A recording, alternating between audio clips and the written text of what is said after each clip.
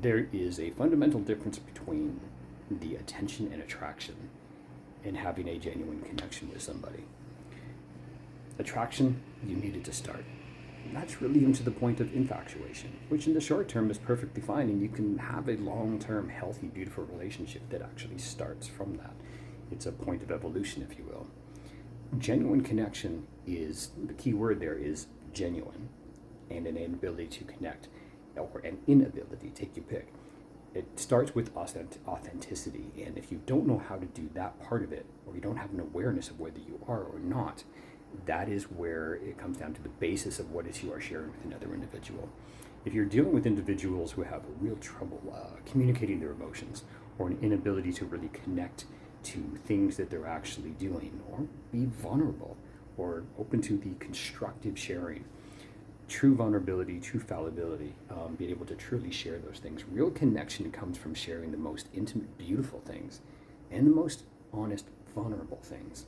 It's a biological connection where we take a look at the future when it comes to the ability to be fallible and the ability to truly, honestly share that from an authentic place. And that is literally how you're going to raise children as well, whether you want children or not.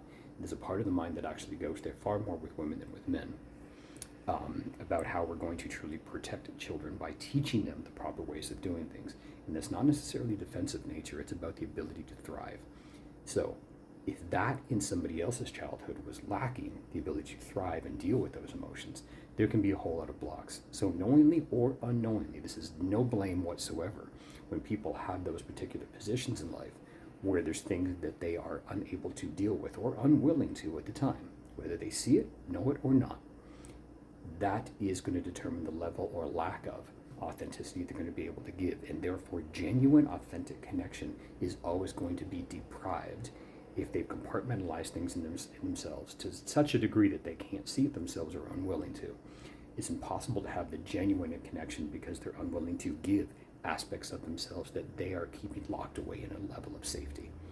True connection comes from really opening that door and choosing and asking that person to be there because they're going to love you enough. And that's the key, is whether you're willing to love yourself enough to allow somebody else to do it. If you're choosing somebody else when you're unable to, that's codependency. So real authentic connection comes from how well you're able to connect to yourself, because you're never going to be able to meet anybody else beyond that level. And that's what makes or breaks and changes everything. Thrive or survive, and take your pick.